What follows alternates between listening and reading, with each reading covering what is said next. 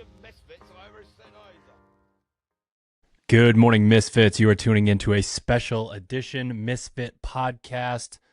On Monday, May 12th, the Misfit affiliate Phase Cortez starts. So we're going to spend the majority of this podcast talking through sort of the finer details of what we're trying to accomplish. And then because this is the very first phase that we're doing in the sort of 25-26 calendar for Misfit affiliate, we'll talk a little bit about the big picture and how we think about these sort of things. As always, before we get started on that, we've got a little bit of housekeeping, we've got a little bit of live chat, and then we will jump into Misfit affiliate Cortez Phase. Really the only thing to add to when this phase starts is that you can head to teammisfit.com and click on sign up now to get a 2-week free trial. You'll get that trial on your choice of hosting platforms. That'd be StreamFit, SugarWOD, and PushPress. Also, if you would like to subscribe on the Misfit Athletics or on the Team Misfit website specifically and receive the document that way, you can get signed up. And if you are looking for a sample, just shoot us a message and we will send one your way. Also, Misfit Athletics off-season block 2 begins Monday, May 26th. If you are on off-season block 1, you're doing a continuation of deciding whether you're going to go with the strength bias phase or the conditioning bias phase. And we'll have a podcast out here in a couple weeks on that. Or if you are just getting started, you're going to be sort of making that same decision. All right, gentlemen, what's up? How we doing? Hello. You can't hear him, can you? I think he's muted. There you go. And I'm currently in Mortal Kombat with Amazon. Oh, does the saga continue? We got any updates? This is the no, not really. It's that I am now Amazon's likely most recently blacklisted customer for arbitrarily no reason, and because Amazon's customer service consists of somebody 8,000 miles away who's actually incapable of solving a problem or doing anything that isn't part of like the 6 bullet point script that they're fed. I am not able to use the #1 retailer on the planet for essentially no reason. That's so crazy. It's so wild. They try so hard to acquire customers. It's the most like they listen to every word you say. Wow. They definitely do. Yeah, they definitely give a fuck about oh my god individual customers. But that's so crazy. It has been I've probably been, if I had to guess, I've probably also been like blacklisted as far as like either do not reply to emails, do not like, you know, like just irritated customer, like doesn't, you know, flagged for being rude and disrespectful, like whatever internal fucking mechanism they have to flag individuals. I suspect that I've been flagged because what started initially as just like, I just want an answer as to why this account was restricted. But of course the email that gets sent to you about that is a generic one that also specifically says in the email, our customer service team can neither reverse this decision nor provide details on the matter. They can only confirm that this decision was made. The omnipotent investigations division of Amazon apparently makes those decisions, but it also doesn't happen to have any phone support. So a multi-hundreds of billions of dollar company has this invisible ghost investigations division, which neither replies to our emails nor has the capability of. That's probably intentional, right? Calls. I'm not actually convinced that it actually exists. I think there's a decent chance that it's just AI, because I've never received anything more than like an automated or like canned response from them. But holy fuck, man! Like, you know, and I'd be lying if I said like, you know what, fuck Amazon, I'm never going to use them again, because I'd really like to be able to just purchase things on Amazon because I didn't do anything wrong. And the super short version for everybody is that our family's account got hacked. Whole bunch of purchases were made, and apparently, like, whoever hacked it also requested a whole shitload of refund or returns or something like that. So that account, and then I'm assuming everybody on that account, their name, their address, their payment information also got flagged. And so my new account is just like got arbitrarily flagged because a previous account was flagged, but there's not a single breathing Amazon employee who is apparently capable of reversing that decision, or certainly nobody who answers a phone on the customer service end. And if you've ever tried, have you ever tried to like find the phone number to contact Amazon? Like, how do I contact Amazon? It's like impossible. They don't want to talk to you. No, I feel like anything I've ever done with them has been via the chat. Right. Like, I don't think I've ever tried to call Amazon. Yeah. Yeah, right now I'm actually just working on like a weekly rotation of trying to ruin like 2 to 3 Amazon customer service representatives days per week, because I am in fact that petty when it comes to incompetent human beings. But you might be fighting with AI, who has endless stamina. Ooh, man, that would be wild. AI with like a Bangladeshi accent and like a dog barking in the background for the likely. Yeah. They're flagging you each time you call. They're going to send you deeper into the AI. Yeah, probably. They're actually doing this so that they can record you, and you're going to click a permissions box, and you're going to end up being the AI chat support. It's like Black Mirror. You're going to be trapped in Amazon. I'm actually just working for Amazon right now. Yes, I'm an unpaid employee. They're getting hundreds of hours of your voice. Yeah. Probably they probably not hundreds, but they have some number of hours. Dozens of minutes. Dozens of minutes. Yeah, it might even be a dozen hours at this point. But yeah, if anybody listening works for Amazon and can provide I don't know, solace, I'm sure a comforting word. You tried this, but there is a request a phone call that you can provide them your number with. I don't know if you've tried that. Yeah, I mean, I've spoken to Amazon on the phone. It's the same. Same thing. The only person you're going to speak to is a quote account specialist. Gotcha. And then the supervisor of said account specialist also can do nothing other than file an appeal and then tell you that they'll get back to you in 24 to 48 hours, and then they don't. Can you have an alias on Amazon? Can you be like Keith Fuckelstein? I should. I think the do only they care? limiting factor there would be my payment, my name, the credit card, the credit card. Right. That whole the restriction is just an algorithm that just identified a name and a billing address, and will happily fuck you over that way. And then once again, not a single live human being on Amazon can actually solve a problem, which is, yeah. If you work for Amazon, get fucked. Also help, please. In that order, not in that order. Maybe that's why we can't get back on Apple Podcasts. Hunter's getting us blacklisted from all the tech companies. We're on the no-fly list. They probably all just like, it's just an internal algorithm. Just like, this guy was mean to someone on Amazon, so this fucking guy. I don't like him either on Apple. I would pay a premium if you started to record those customer service calls, and maybe I'll start my own podcast. I like to listen to those. You could do honestly, I should, because like then you could just put that on the internet and be like, hey guys, this is Amazon. Like, just like you want an answer to a very logical question after a very thorough explanation of exactly what happened and why this is ridiculous. Dude, you got to do the influencer version. You create a new account on Instagram. Yeah. And you say, this is day 1 of me trying to get unblacklisted from Amazon. And you show some shit. This is day 2 of me trying to get. Could be it. That's what you got to do. Could be it. Although I think I've been blacklisted so deeply that the series would end in like 8 seconds, because like day 2, I've given 0 views. Thanks for subscribing. You're screaming into the abyss. Yeah.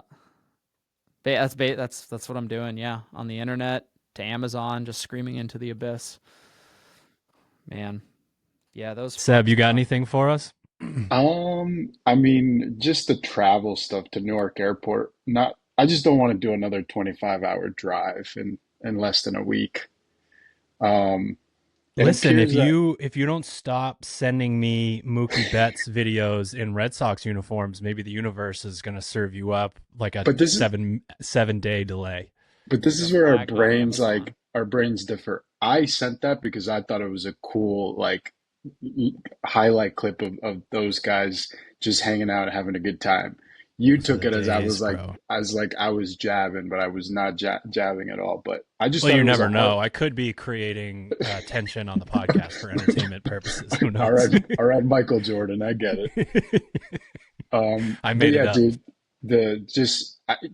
as you know, every time we travel, there's always like a wild delay or cancellation for whatever reason.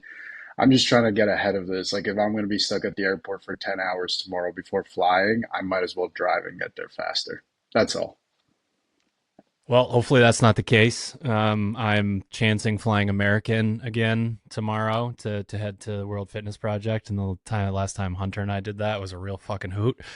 That was the Philly camp. So we'll see how that goes. Amazing.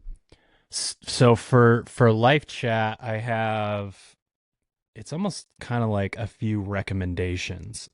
So my screen time went up a bunch recently for no reason other than I'm half monkey and I can't stop opening apps that I don't want to open. So I downloaded an app called Unpluck. UNPLUQ. And you can do the like typical things with it where you say like I know I'm going to be with my son from this time to this time, so I can set a thing where you can't open the apps. And then you get to set how you would open the app if you really needed it. And you can change the difficulty level. And I found that the most annoying one was shake your phone on level 5. So I have to do this if you're watching on YouTube. I have to go like this, like 40 times. Like it takes a long fucking time to get that bad boy to open. And like Damn. part of that is not just because like if I was alone is what it is. But like if a person sees me, if I'm in public or my wife is like, you want to open Instagram bad enough that you're going to shake your phone like that many times. So I feel like there's a little bit of like embarrassment attached to it.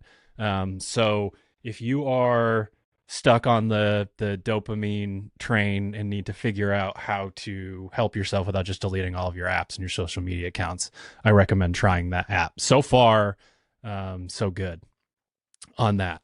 Segue to I'm rereading The Chimp Paradox. That's why I said that I'm half monkey. Chimp Paradox, we actually covered some of the way back on an episode. I don't know if you were on with us at that point, Seb, or not, but we just talked through sort of the idea of the human brain, the chimp brain, and the computer and the different parts of your brain and sort of how to use them. And the guy who wrote it ended up helping a lot of really high level athletes. So definitely the kind of book that could be helpful for people on the coaching side for sure. I mean, the athlete side definitely as well, but sometimes it can go a little bit better if you're, sort of looking at it from an outside perspective. And then last but not least, I jumped back in on I don't know, Hunter, did you watch any of the latest season of Black Mirror? I don't know if you No, keep I up with haven't. any of that. No, I If watched you've watched a the good last few chunk of it. seasons. Not really. Watched the Yeah. first season or two, maybe, but There's some shit. yeah. Yeah, there's some shit Tough. in there. And then the final episode is like really long and it's a follow-up to did you watch the one with Jesse Plemons where he clones people and puts them into his video game and he's like the Starship Commander? No. Did you watch that one? That sounds very. Was it an early one? That sounds kind of. Yeah, it was like I think season two, so. maybe season three. Yeah, that sounds. He's the So they blonde dude. He works in like an office. Yeah, and he goes home and he like plays a video game and he like makes himself the yes, yeah, hero. I think I yeah. know. Yeah, I'm almost certain I know what you're talking about. Yeah, so there's like a hour and a half long like follow up to that episode Yeah. where like the people are still in the video game, but he's dead because he dies at the end of the first one. So anyways, Yeah. if you're into Black Mirror, there's been a lot of ups and downs with the seasons and whatnot, but this season's fucking great. I can't tell you though that it's one of those shows where you watch it before bed and then you have the weirdest fucking dreams. That's my problem is that I don't like I don't I know I need to pay attention to it, so that's a little barrier to Right. entry at night, and then I also Yeah. don't want to be like anxious while I'm watching. I just want to fucking zone out and get ready to go to bed. Yeah, for sure. All right. Thank you for hanging out with us for live chat. Let's get into the Cortez phase. So, I enjoy the affiliate versions of these podcasts, specifically because we're speaking to coaches a little bit more than we normally would. We're speaking to people that understand the programming, that have been working through it. We're also speaking to a lot of members at gyms. Like I know people that follow the program at their affiliate, at our affiliate, listen to this podcast and to, just to get a little insight into what we're doing, maybe get excited about what we're doing, that sort of thing. And before we get into the specifics of the phase, there's just this overarching thing of when we sit down to plan out an entirely new year, we're sort of building on progressions, right? We're like laying foundations for certain movement patterns, certain energy systems, certain strength progressions, and we're working our way through the year. And even though we are, just trying to move the needle on health and fitness for the general population, we use some of the principles that we have on the competitive side, just because we know how to use them to progress and move the needle with athletes. So when we're talking today about some of the, what we would call quote unquote slow lifts or the strict gymnastics, or just getting people outside on their feet instead of, indoors on a machine, that sort of thing. A lot of that is based on, partially it's the weather. We're from Maine when it comes to the running, but a lot of that is based on starting over with so many of these things and doing a lot of base building and getting people to a point where they can really feel like some major things change as we turn over another year. Yeah, I mean, I think it's like, despite the fact that it's not I think the crossover goes both ways between, the programming that we use for competitive athletes and the programming that we write for affiliate athletes. There is crossover, and for the most part, like the ideas remain the same. It's just simply a matter of like what somebody who has a little bit more time, space, energy, and just like commitment to the sports side versus just your average everyday affiliate goer. I think the words like, our needs vary by degree, not by kind, applies like within CrossFitters as well. Like everybody, whether you're an affiliate athlete or a games athlete, needs to be able to squat. You need to be able to pull. You need to be able to push. You need to be able to do it strict and to a certain extent kip, or make it a little bit more dynamic. But the difference is more a matter of like who the workouts are written for, and then there's a level of trust that we have that the coaches have to scale your athletes appropriately, like you hopefully learned in your L1, L2, and are able to apply on the rubber mats of your own gym. So getting into this phase, it's funny because we've talked over the years, and this doesn't actually matter. It's just a fun conversation about like what is the holy grail of strength movements. Typically the argument is deadlift versus back squat, right? Like which is which, and we could get into that argument if we wanted to, but the cool thing is we don't have to. We get to deadlift and back squat. We get to do both of those things.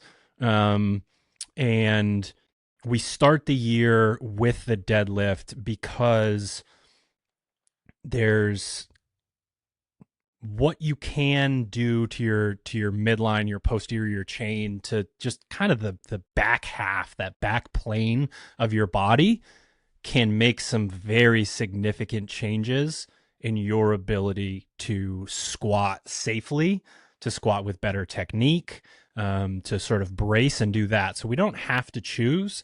We get to go in and maybe choose the order a little bit more. So not to bury the lead, the focus, the bias on the barbell is going to be the deadlift.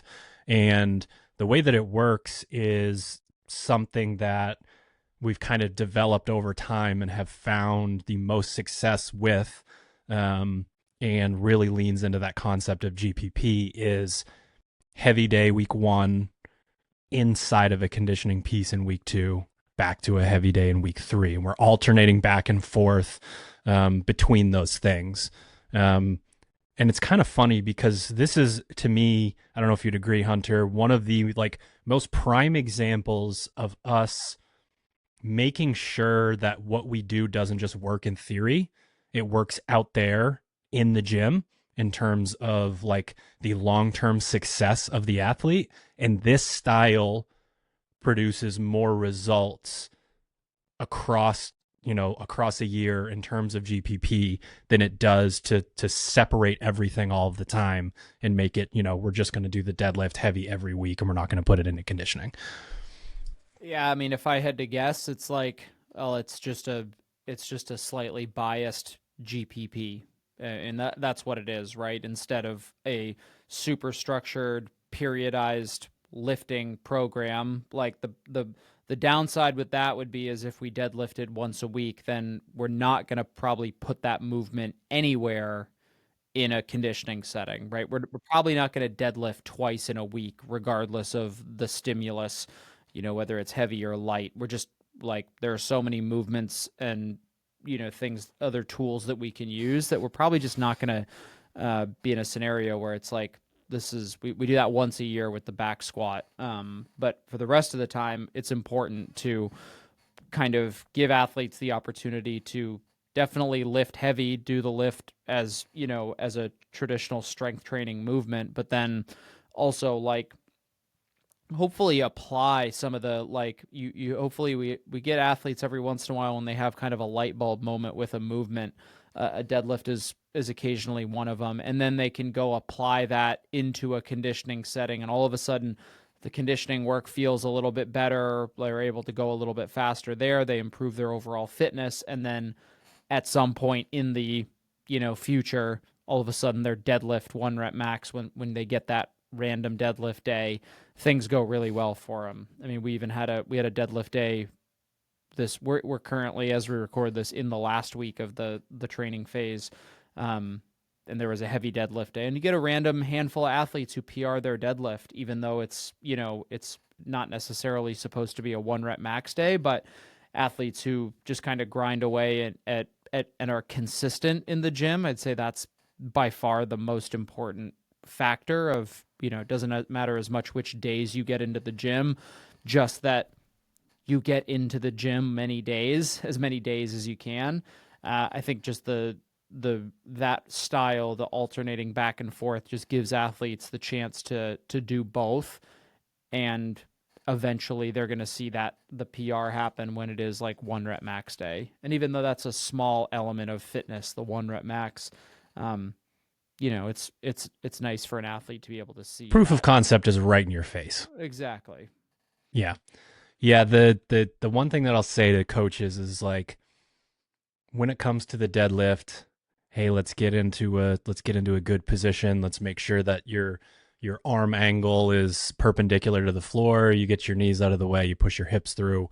there's a simplicity to it, but it's one of the only movements, and this is why I want coaches to really dig into. You've got whatever it is, 7 or 8 weeks here to dig into this as a coach. It's one of the only movements where like people, athletes don't really change that much.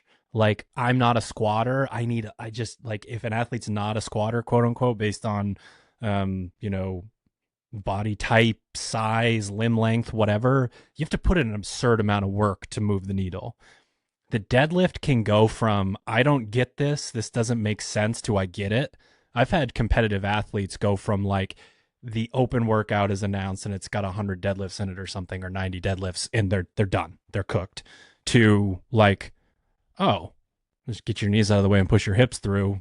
Like, this is a leg exercise, not a, grip and back exercise, like that sort of thing. They have those epiphanies, and then they're, they go from bad or mediocre at a movement to fantastic at a movement, which I think is awesome. The other piece that comes to mind is the general population, their mind is blown by the physique of certain CrossFitters and assume that we're just all on steroids. And when you really think about it, there's a very, very high level of bodybuilding going on built into programs. Like you're coming in, and yes, you're on the heavy days, you're getting stronger, you're influencing your neuromuscular systems, whatever. But on the in-WOD days, you might be doing 40, 50, 60, 70, 80, 90, 100 deadlifts. And like, you're really, manipulating tissue and muscle fibers and like really growing from a strength perspective. So it makes sense that doing both of those things would end up over a long time horizon yield you better the results than just doing like straight up powerlifting.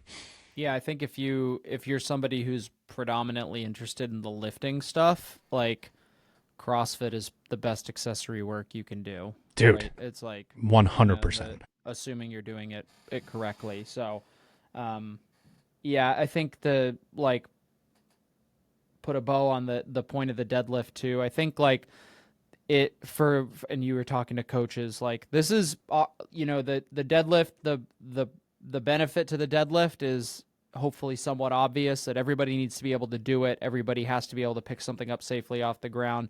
The downside is that it's also a lift that athletes can perform horrendously. And I actually had to... I'm living proof.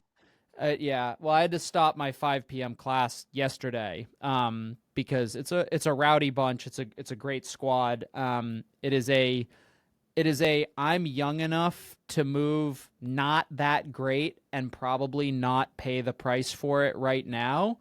And I'm like, you motherfuckers, like you should have called me. It's I'll my come in with a cane. Yeah, it's from the future.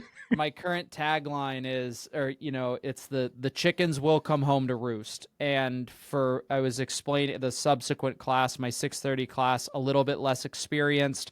So it was a bit of a different kind of vibe as far as me really teaching, like getting people just to learn how to hinge properly. But I was talking to one of the newer members, and I'm like, yeah, man, this is one of those lifts that it's worth really learning how to do correctly, and more importantly, like using the musculature that you want, because like you are capable. Like I have no doubt that I could put. He's basically practicing with like 155 on the bar, dude, like middle-aged male.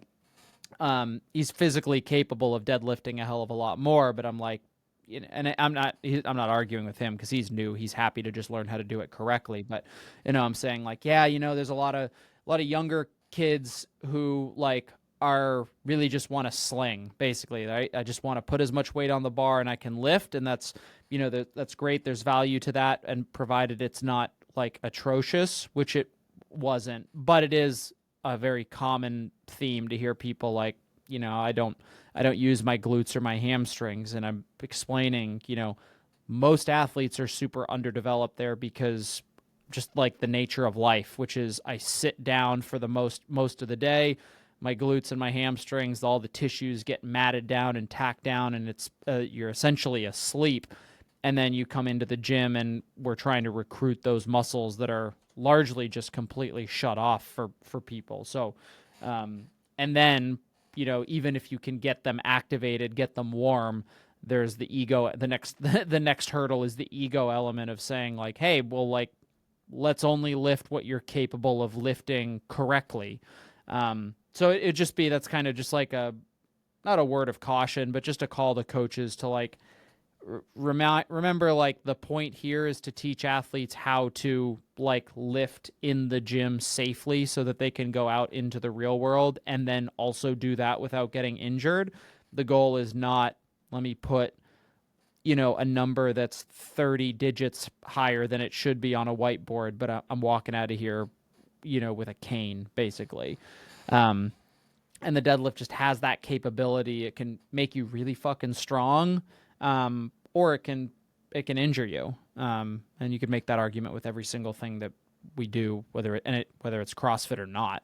If you do a movement poorly enough times, like, you will injure yourself. But yeah. The funny thing too is it done correctly makes it okay in other situations to do something incorrectly, and not necessarily incorrectly. I think we get in the training space, we get too obsessed with that perfect back angle, that sort of thing. Yeah. But like, you doing the deadlift the way that you're supposed to makes it okay for you to go grab an Atlas stone, a sandbag, to actually use your back and bend dumbbell over and pick something up that you shouldn't. But like, there are circumstances plenty of times in life where it's just not going to be possible for you to get into a great position, but you have to be in a good position when you're training those muscles and letting your spine know that everything is safe to then go do it. You give yourself a buffer for when, like, life, nature, whatever necessitates that you're in a wonky position, you're unbalanced or whatever, that you're not going to get hurt. And to your point, like, when you said, the deadlift translates so well, or it can, it's like, if you're able to learn how to use your posterior chain as an athlete, like, you make every single other movement so much easier. You learn how to squat properly. All of a sudden, pain in certain joints goes away because, like, I'm actually recruiting the muscles that are necessary. I'm learning how to stabilize my spine. I'm learning how to basically, like, I was talking with somebody about why why does their midline just, they get set up in a perfect position, and as soon as they pull the slack out of the bar, their midline just gives. And it's like, well, honestly, your midline's probably not strong enough. Like, we spend a lot of time in dynamic positions in CrossFit, thinking like kipping toes to bar, movements where like momentum allows us to skirt around baseline strength, or like even in the deadlift case, like an isometric strength type movement. Like, if you follow the program, how many of your athletes can do a dozen or more toes to bar but can't hold an L sit for more than like 10 seconds? Yeah. And the difference between the, that static isometric strength versus, being able to use your hips and potentially like skirt around proper movement patterns just by nature of like the kipping or a dynamic movement. It's like, okay, well, that's fine. There's a place for that. But when we deadlift, like, that is not a dynamic movement, at least not in your spine. Like, right. That is not the point here. So teach athletes to lift properly, that posterior chain engagement, fundamental to functional movements. And your athletes are going to be much happier and healthier moving into the rest of the year. Before we get into gymnastics, talk to me about PAP. How do we use that within the deadlift? What can people expect? On those lift-only days when the deadlift is that primary focus, you'll also do something called PAP, post-activation potentiation, which is essentially like, basically we take a lift. It's something that's heavy. It's a little bit slow, but it recruits a lot of musculature, the deadlift being a perfect example. You finish your set of deadlifts. You then do something that is much more lightly loaded or completely unloaded, but enables you to do it really powerfully. So think about just like a broad jump or an explosive vertical jump, a tall box jump. In certain training circles, you might even see somebody do like a set of back squats and then a very short sprint outside. we might ask you to sprint for a very short period of time on a bike, for example. But the idea being that we've recruited and excited a lot of musculature and neurons, like literally like the neurological system in your body. We've excited those with a heavy slow lift, and the idea is now your body is primed to move a much, much lighter or zero load extremely fast. And we're basically just capitalizing on your body being ready to, move. It's similar to like if you've ever done like a walkout with a back squat where I put 110% of my back squat on my back and I just stand there out of the rack, and now I've felt my body's felt a heavier weight. I then take a bunch of weight off and then I squat it, and it's like, oh, that felt so much better because my body was prepared for the loading. It's the same idea here. Your body is like prepared to do something explosive, so we can kind of capitalize on that and maybe get a little bit more adaptation by asking you to do something really explosive after a set of deadlifts in this case. And most people are, especially meatheads, are looking for a way naturally to do what's happening here. So like back in the day, you would always, before Helen, you would always grab a 70-pound kettlebell and swing Exactly. it. Then you'd be like, damn, like this feels great. Or literally like, I'm going to turn this song up as loud as I possibly can. I'm going to have my friend slap me in the face. I'm going to have smelling salts, whatever it is. Yeah. Like we're looking for those ways to go from this homeostasis, like everything's feeling good, to I got to go lift this really heavy thing. And for someone who doesn't have experience with that, forcing that feeling is incredibly helpful. So that's one of the ways that, like, if I can tell that someone is like, they go over to the bike and they're like, okay, coach, like, and they get off and they, go do their thing. It's like, now we're not trying to like fatigue you. We're trying to like wake you up. Yeah. Like get your nervous system and be like, okay, this is the thing that we're going to go do, because we have really good ways to warm up for other things that are proven. But that like really heavy thing can be challenging, again, for people to just go from like, I'm standing here having a conversation with my friend, so I'm picking up 300, 400, 500 pounds. Yeah. Yep. Yeah. And if you're somebody who's ever done a sport, think like, did you ever do overspeed training, baseball or football, where they like attach you to a parachute and slingshot you forward? We had some people show up, like when we got a new coach in football, we had some people show up to do some of that stuff, but it was never done properly. Yeah. I don't know if it was done properly, but I remember it during like a hockey camp where it's like we'd like dry. That's where I would see a lot of that stuff would be camps. It'd like attach like a parachute, like a small parachute, and you sprint for like a short period. The parachute is obviously slowing you down, and then you let it go. Or in certain instances, it's like there's actually like a slingshot that on go forces you to run faster than you are actually capable of doing. It's basically just a way to train your body to move faster than it's currently capable of. And then hopefully, in the future, maybe the baseline that you move at is actually a little bit higher than before. So that's kind of the concept. Go ahead. I was just going to say the way we have it here, it's a little bit bastardized. Like if you were to Google this, if you're unfamiliar with it, it would say like, do a set of squats, rest 10 minutes, do a sprint. And it's like, okay, I don't have 3 hours to do this training session, but it works. It's worked super well for members the last few years. So we're going to ride that train until the wheels fall off. The baseball version was proven to be false. When you swing the heavier bat and then you go swing the lighter bat, it feels lighter, but your bat speed's slower. Yeah, I remember reading that, hearing about that. But if you train a heavy bat for reps outside of that and then go swing the lighter bat, you have faster bat speed. But yeah. Interesting.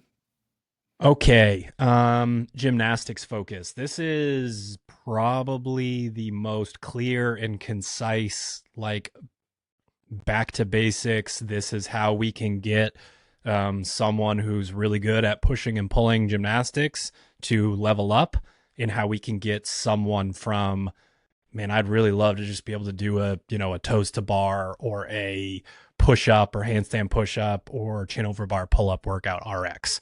Anytime we start that over, it's cool because each iteration, each version that we're giving an athlete is almost personalized in a way. Like when I look at the way that it's programmed, like each person is getting something out of it that will relate to their own capacity a little bit. So basically it's kind of a similar path as the deadlift in terms of how often does it show up? Is it in a dedicated strength / skill session, or is it in a conditioning piece? One of the questions that I have for you, Hunter, is the suggestions for levels and scaling and things of that nature, because this is one of those ones where it's like not all that skill based. There are ways to be more efficient. But what are your recommendations? Like if you were to pull up an example of one of the days, what would your recommendations be so that everybody in class gets a good session in? Sorry, what do you mean? Is like, so if like you pulled up one of the sessions Yeah. On the sheet and read the session out, but then said like, this is what I would do in certain instances. Yeah, I mean, so the first one of the phase is in week 1, and it's 3x20 strict pull up, 3 sets of 20 strict pull ups with 4 minutes of rest in between. And this is one of the ones where like the notes in there, but like, so I personally like I can perform 20 strict pull-ups. That's close to my like max number of reps, but it is like that is a potential for me. I could do that first set of 20 completely unassisted. There's plenty of athletes who can't do one single one unassisted. We need an immediate level of assistance, whether that's with a band, whether it's or some other form of assistance. But the idea here would be like you start with the most difficult version that you can, and then progressively scale. Something that we wouldn't typically recommend in, say, a conditioning piece. Like, I'm sure you coaches, and even if you're an athlete listening to this, you're like, I'm gonna start with 8 chest to bar pull-ups, and then once it gets hard, I'll switch to chin over bar. And personally, I don't like that. It's generally not something we try to do here, is like progressive scaling in the workout. Like if you're going to need to modify something in the middle of a workout, like it's already too difficult. Like it doesn't get easier when you switch it up in the middle of a workout. But for gymnastics, strict pull-ups, push-ups, getting the requisite kind of volume in for a lot of athletes is actually kind of what we want to do. And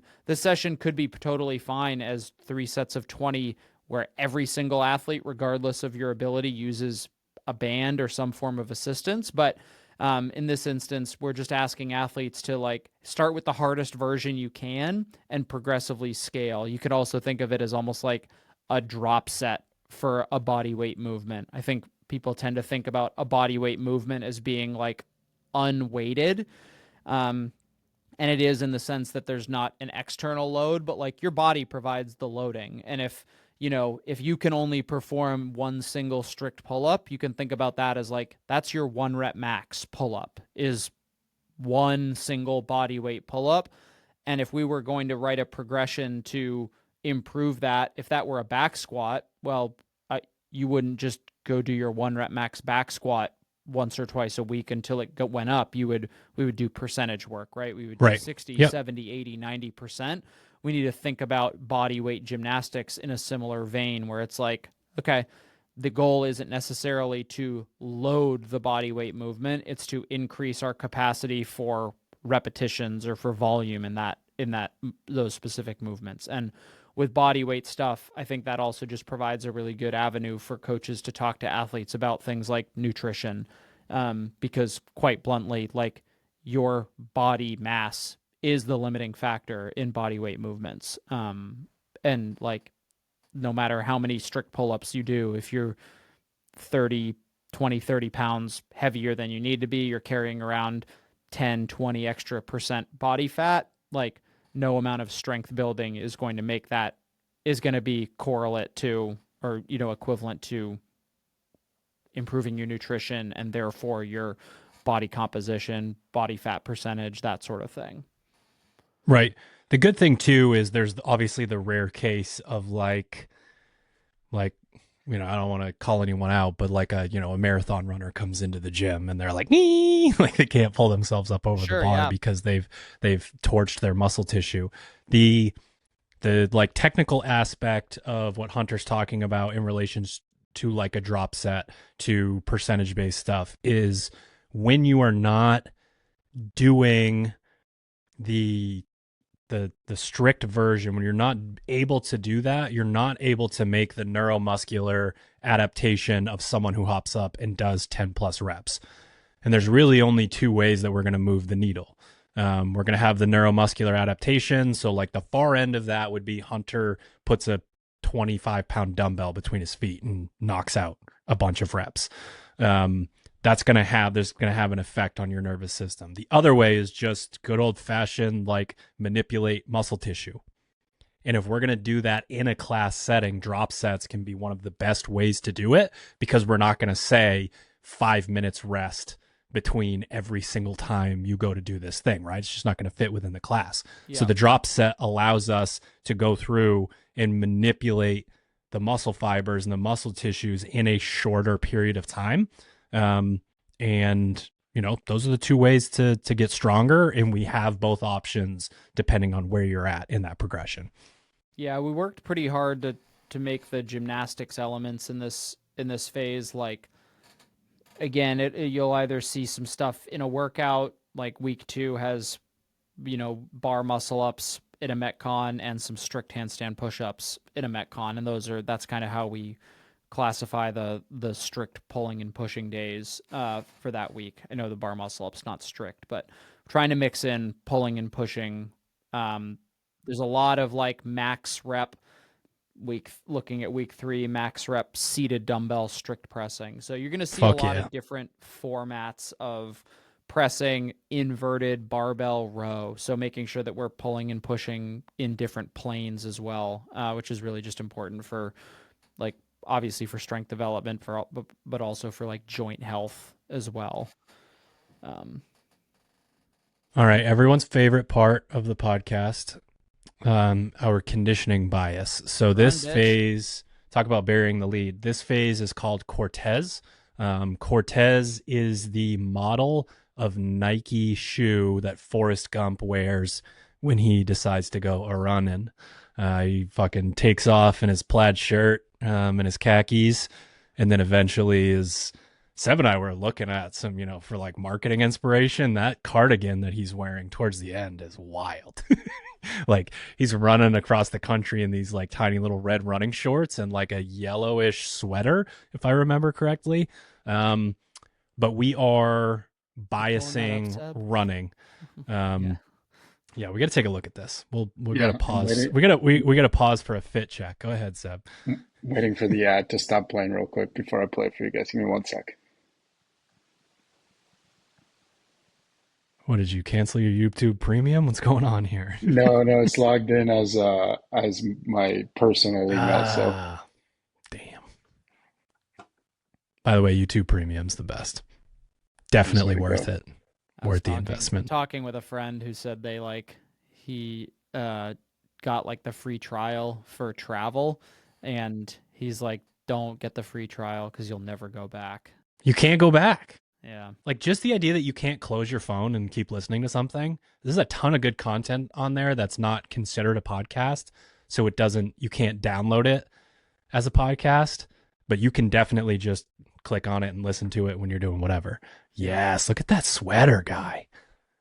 Look at that thing. That looks good. Right? Does it have a collar? I don't think I noticed that. It starts like almost like shoulder pads. Wow. That thing's awesome. I wonder if you can buy that somewhere. I gotta get one of those. I'd tell you. Bubba Gump hat. Amazon, but I'm not allowed to buy anything on Amazon. Fucking twats. Full circle moment. All right, so we are biasing running. When you talk about back to basics, this might be the most basic thing possible. Taking a CrossFitter out of the gym There's no knee sleeves, there's no grips, there's no chalk, there's no, this is my special rower. I like to row on a 10 damper. Hey, guess what? There's ground outside and you're going to go move yourself across it. It really, it moves the needle. It expresses fitness. It tests fitness. It tests athlete IQ, because unless you've got a watch that you're going to stare at the whole time, it's not telling you, hey, 135, not a good pace on this rower at the beginning of this 20-minute workout.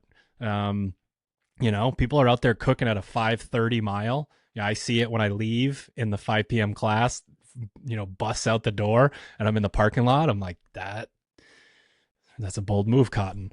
Yeah, we'll see how that so goes. I'll be back in 3 minutes to see what's going on. Yeah, seriously.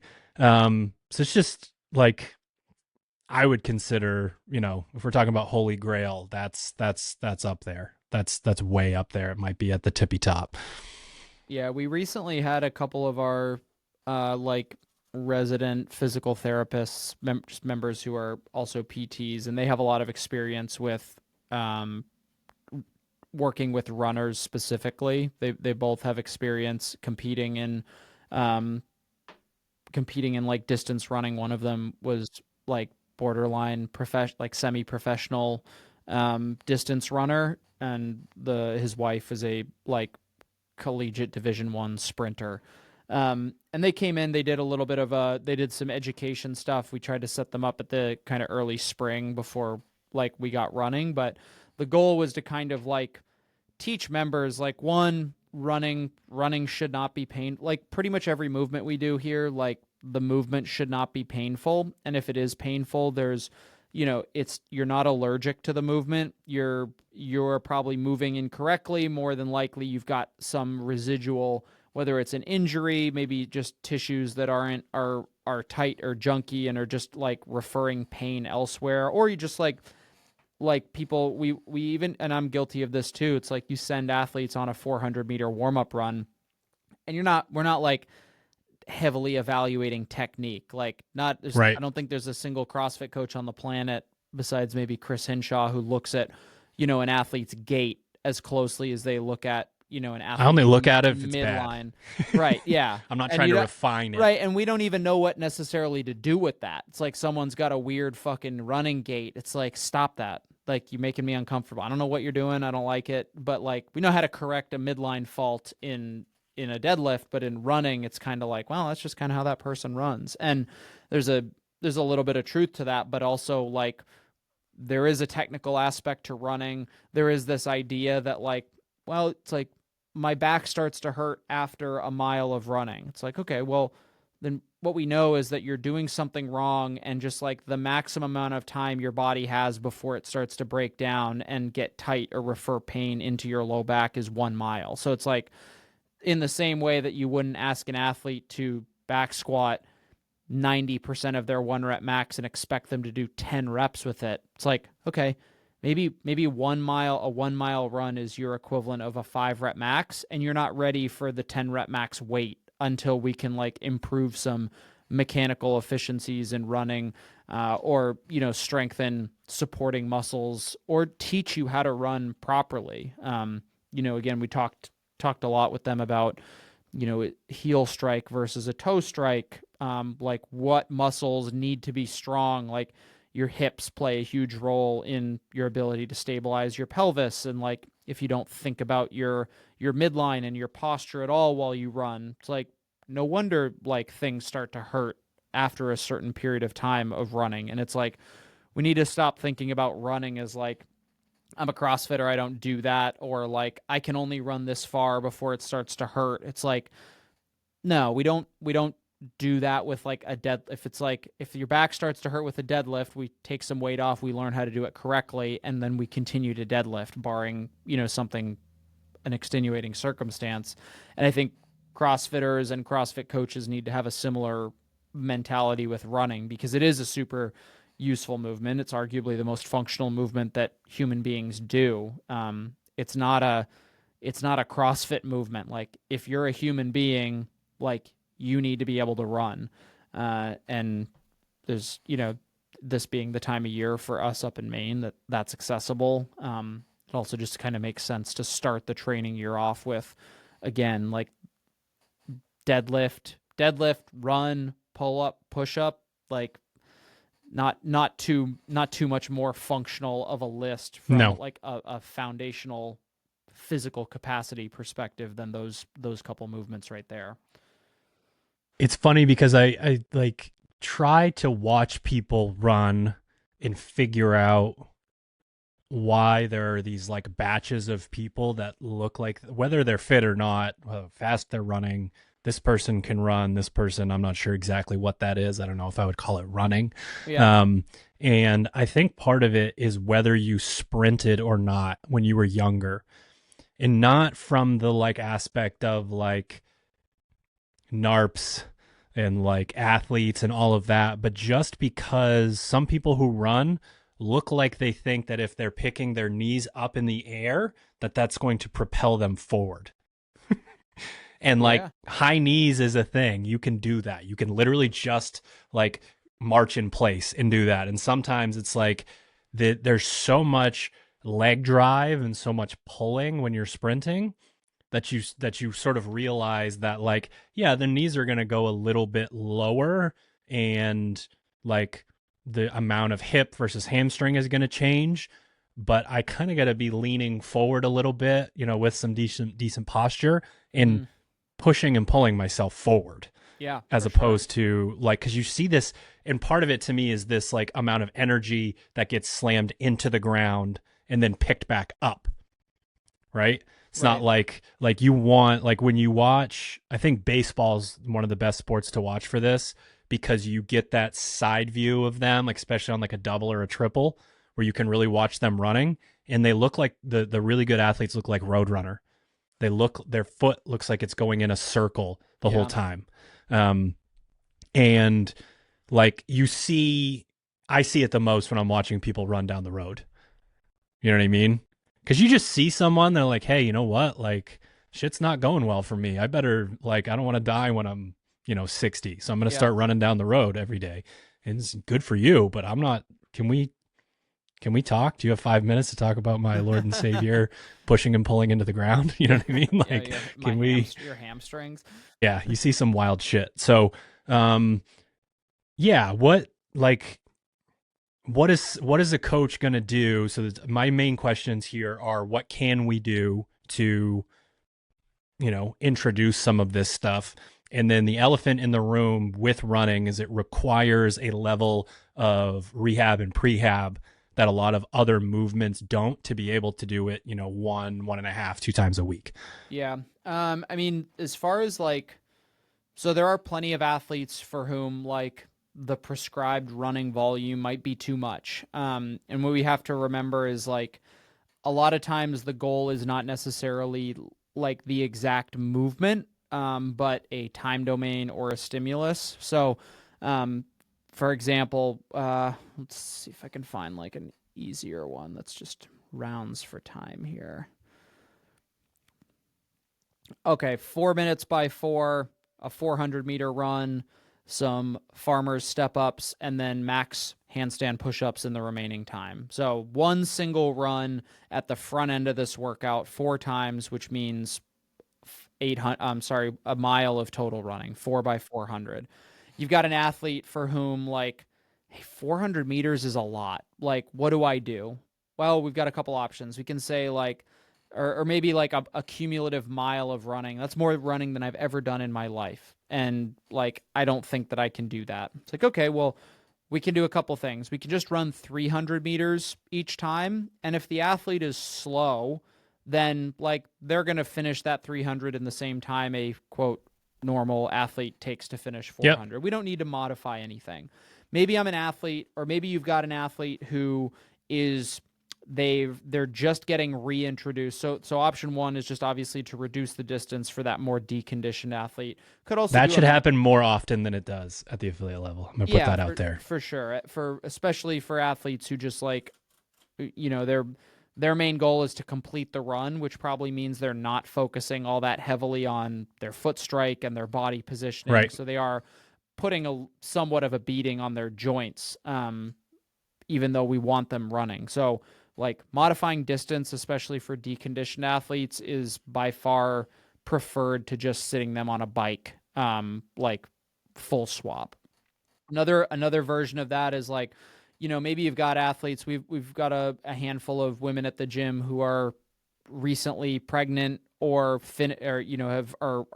reintroducing movements back after having had their children, and it's like, okay, a mile of running is too much, but I can run. What do I do? Well, like, instead of a 400-meter run each time, let's do a 200-meter run and then 400 meters on a bike. So you're getting the same amount of time spent on that movement, but the cumulative running volume is much more manageable. Or maybe it's like, hey, you're just going to do the first 2 rounds of the workout as 400-meter runs. Like 400's the farthest you've run. Great. Do it twice.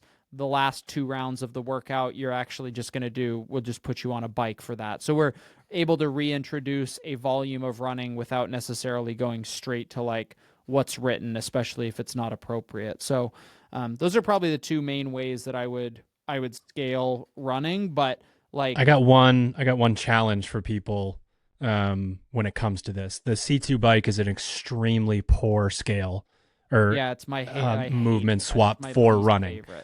I think you take the workout and you look at whether the run is trying to introduce interference or if it's not, and then you choose between ski erg, rower, and echo bike. Like those 3 things are going to elicit, and I would actually lean, this might be a bias for me, but I would lean more towards my heart rate gets higher and I have less muscle fatigue on the ski and the echo bike than I do the rower.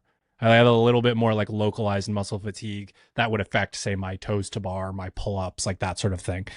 But you want to look at what the like if it is like a very hip driven thing, like don't do the ski erg, like that sort of thing. But I think those 3 machines really allow for that, like running is that like your blood is boiling, like you can feel the vasodilation, like that's what we need from it.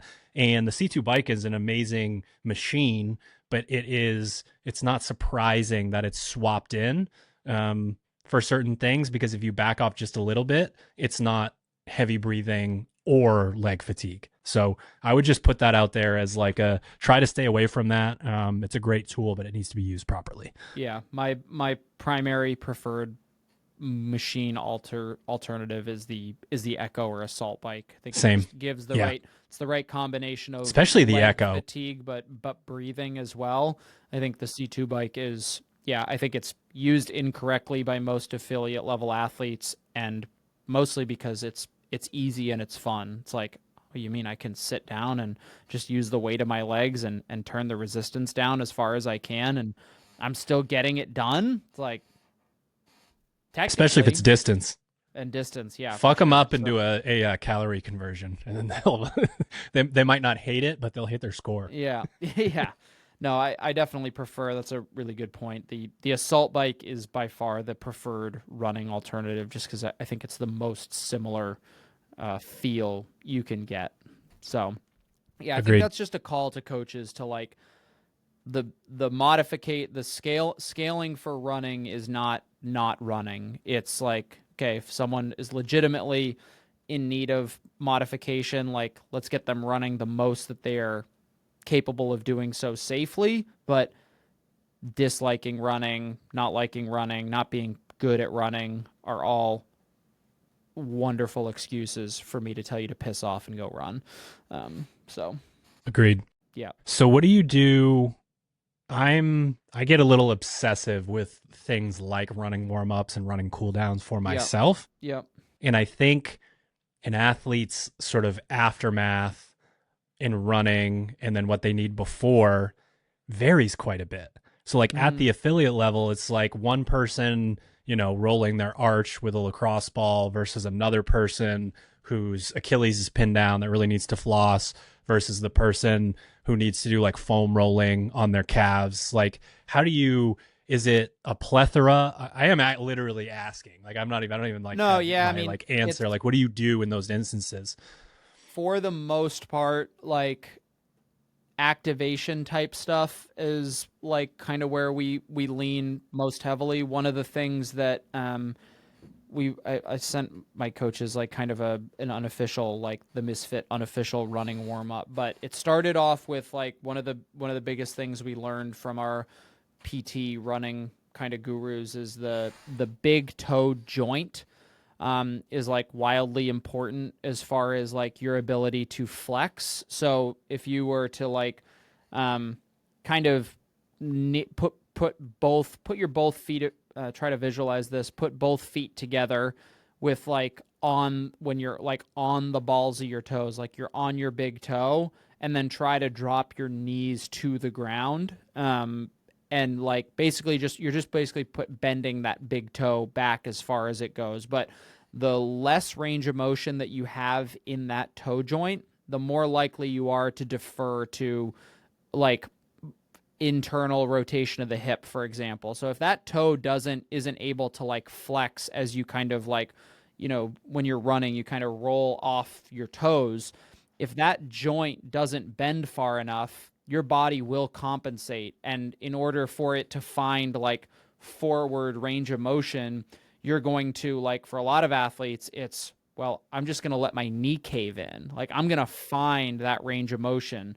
And we see that a lot. I see that a lot with athletes who have poor arch support, or just like run, you've got your athlete coaches can probably think of a few athletes who just, no matter how hard you cue them, their knees collapse inward when they squat, whether that's a range of motion thing, a body awareness thing, whatever it is. Like it happens with running as well. And like flexibility in that big toe joint and the ankle are like, the obvious most important things to kind of mobilize. So stretching out, like mobilizing the big toe, a banded type distraction for the ankle joint are like great kind of mobilization options, just getting the joint moving a little bit. I love flossing.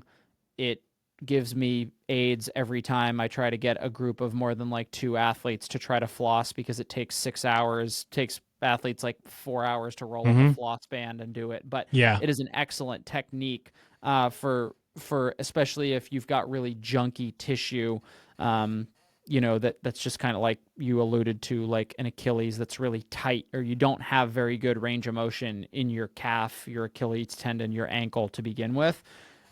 Those are kind of like the 3 areas. Yeah, that's exactly what we're great. Yes, sweet sub. Yeah, if you're watching on YouTube, we didn't get to the second one down there. That first one, yeah, that big toe kind of flexion. I don't know if that would be flexion or extension of the big toe, but I don't even know what I'm looking at. Is that a chicken wing? My mind doesn't. Crazy. Yeah. That's from Black Mirror. Scroll up. I can't look at that anymore. I'm just terrified. So mobilizing that. So big toe, ankle, and if we can get a little bit of movement, soft tissue work, whether that's a foam roll or whatever in that area, great. We start there, and then the activation stuff. I think the easiest, like kind of the big 3 are your calves. So simple things like calf raises. We learned like a single leg calf raise type movement. It's kind of like, it's almost like a tempo calf raise. But essentially making sure that the calves are ready for work, your anterior tibialis, basically your shin muscle, doing tib raises. Ooh, those babies get cooked if you log mileage. Yeah, for sure. And like that, if you're somebody who struggles with knee pain, like I learned that movement from Knees Over Toes guy as a way to kind of like improve the health of your knees. But basically calves and knees, and then a super underrated like activation movement.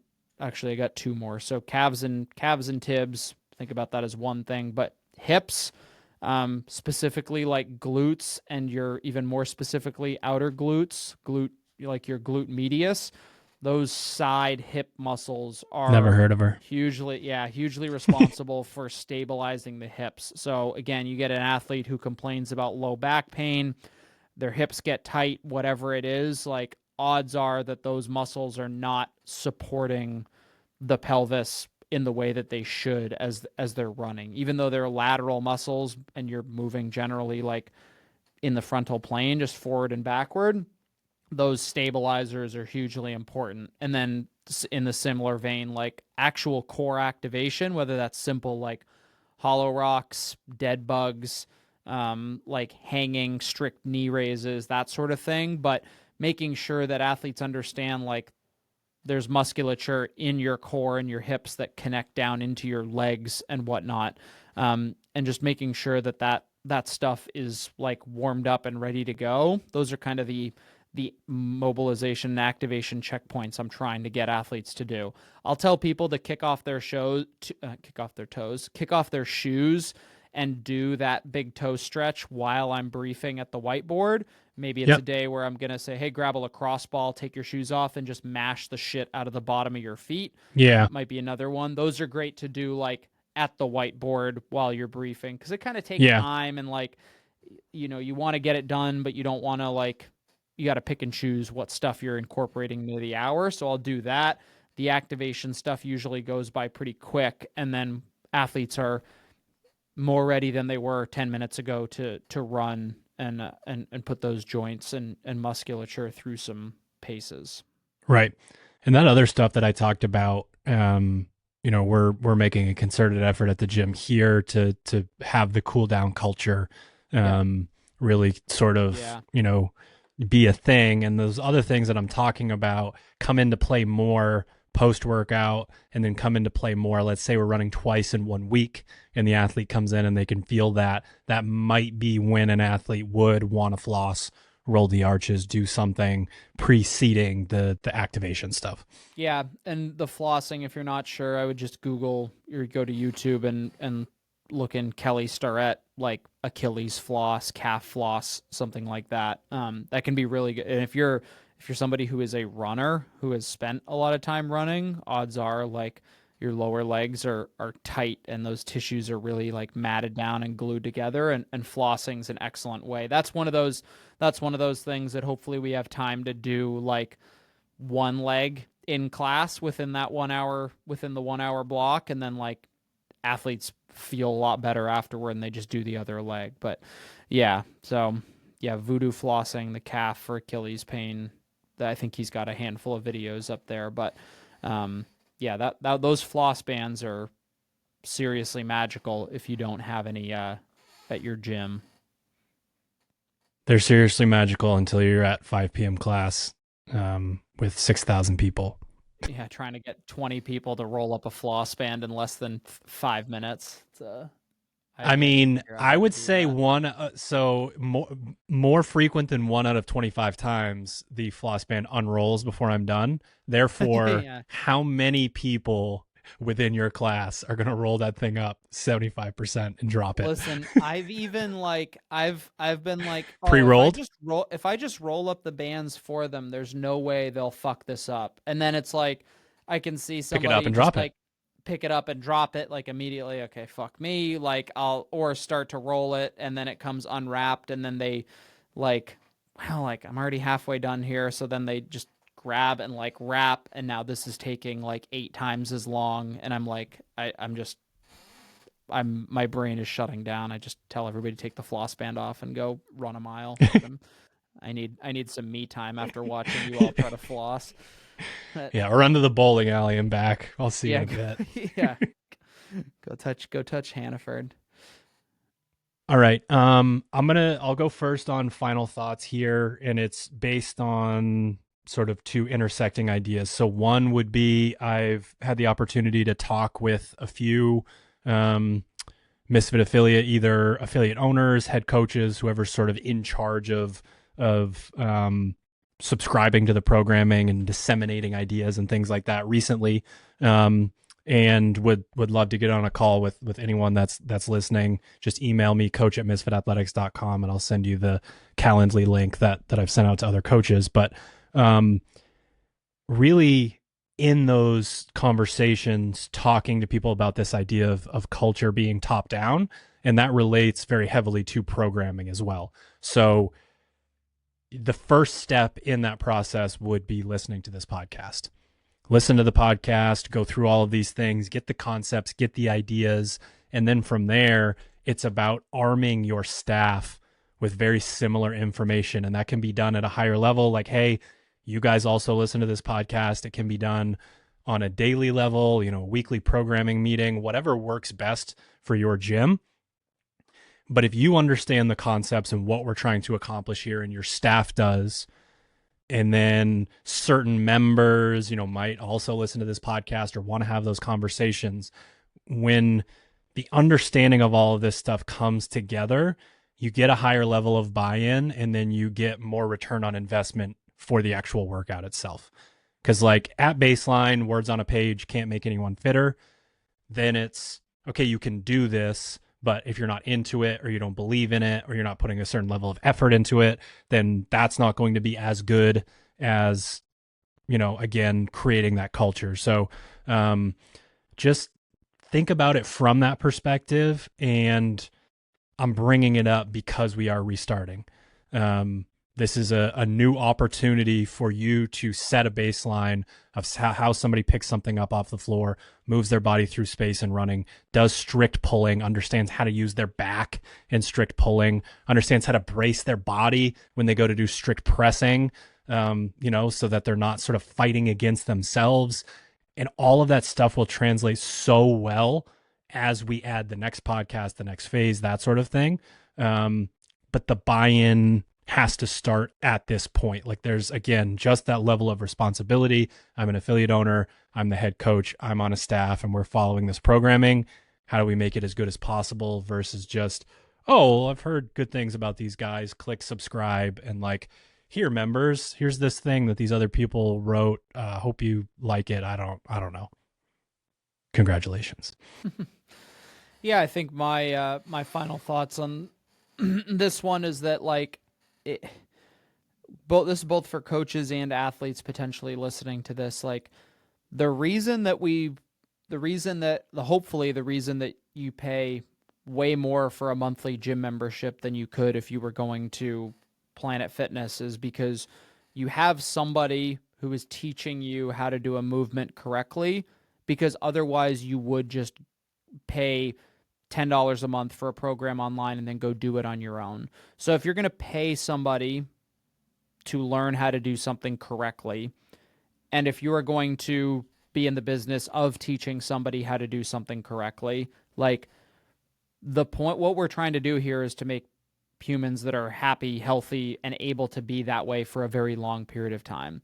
When we start to move poorly, when we start to do movements, either a bastardized form of them or put the ego kind of ahead of the cart before the horse, so to speak, as far as like, well, I can do this weight for 5x5 deadlift, but like, is my back going to like it? I don't know. We'll find out tomorrow on tomorrow's edition of Am I going to wake up debilitated or not? My call to action is just like, what is the point of doing all this training if we're not going to do it correctly? What is the point of doing this training if we're, and I'm probably a little bit of an extreme case. I think I'm very much a type A kind of like, I don't want to say perfectionist, but for the most part, if I'm going to do something, I want to do it to the best of my ability and to like the most correct extent possible. This is just not, you're not one of those short-sighted things. Like that's what can happen there.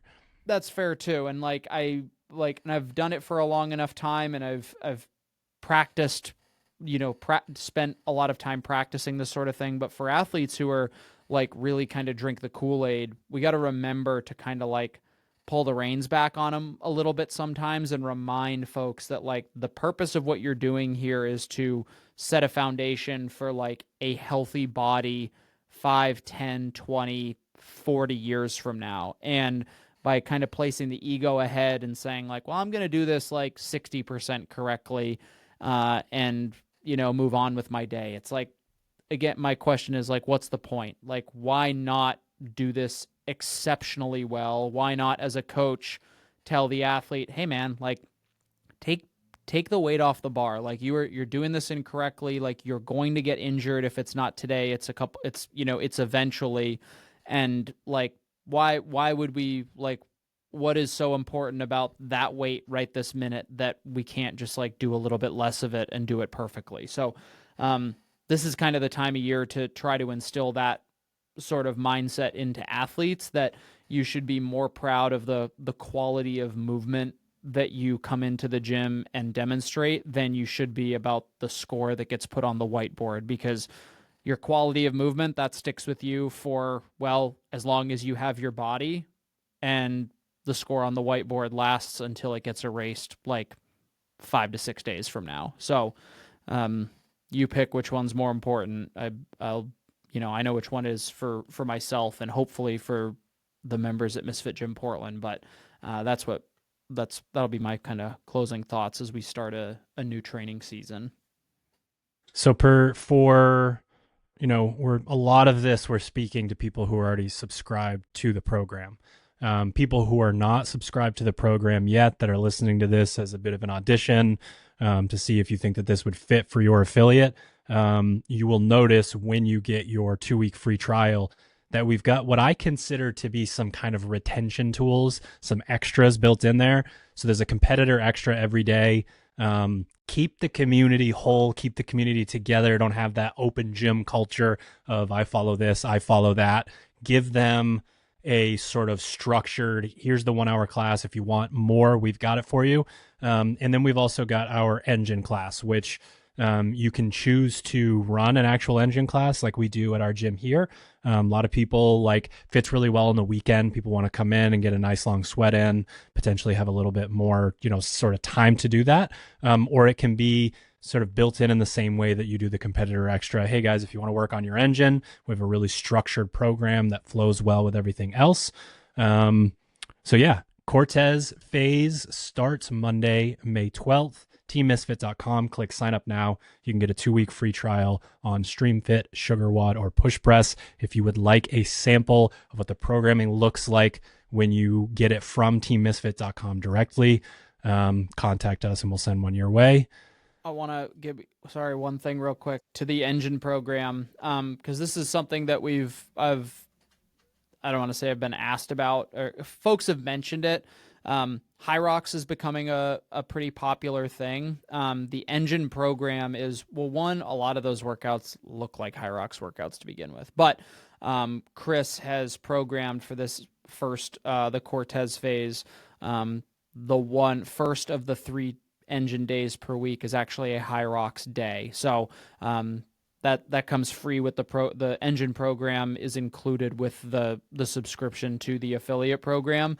And that 1 day per week is actually like a high rocks day, where a 1-hour class you get whether it's a partial high rocks or maybe just a couple segments of the the race. You expect a lot of running, rowing, skiing, sleds, that sort of thing. But I think that's a cool feature of the engine program that Chris plugged in to this coming phase. So, and if that's something that you would like, let us know, and we'll continue to plug that in, because that seems to be getting a little bit more popular for CrossFitters to participate in. So that'll be a cool. If we can get people to do those movements in that time domain, it's going to move the needle. So you call it whatever the fuck you want to call it. And if it's a retention tool for your members to call it high rocks, then great, do it. Did we do it? We did it. Thank you for tuning into another episode of the Misfit Podcast. TeamMisfit.com. Click on sign up now. MisfitAthletics.com or the link in bio on our social media to get signed up for the individual programming. See you next week. Later.